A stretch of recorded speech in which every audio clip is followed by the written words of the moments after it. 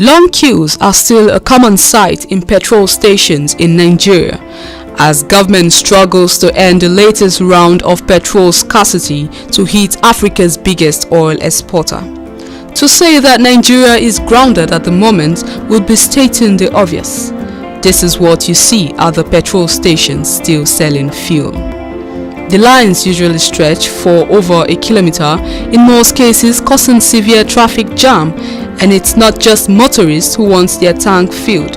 Even generators are brought to filling stations as well. It is an all too familiar sight in the country that is the biggest producer of crude oil but relies on refined import for its domestic consumption. Some motorists have been in line for the past 10 hours and are still not being able to get their supplies. Here since 3 o'clock this morning, 3 a.m. and this after 2. I've never buy fuel.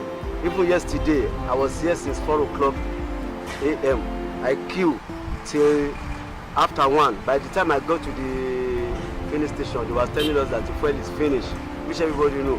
So we have to go empty with our car.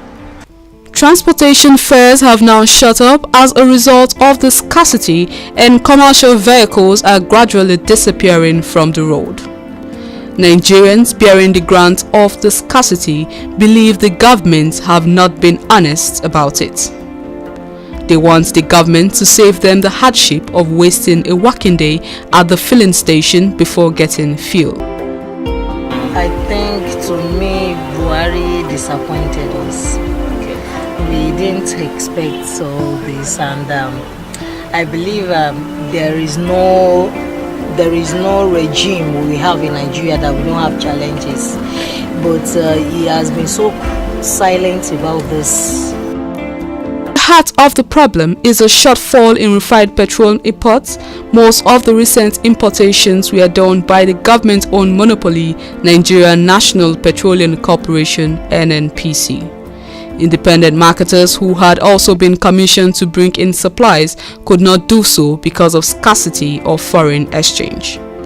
The government has now pledged the marketers to bring in more foreign exchange so they could resume importation of refined petrol. Authorities now say they expect things to return to normal in the coming days when more supply would have been distributed to various filling stations across the country.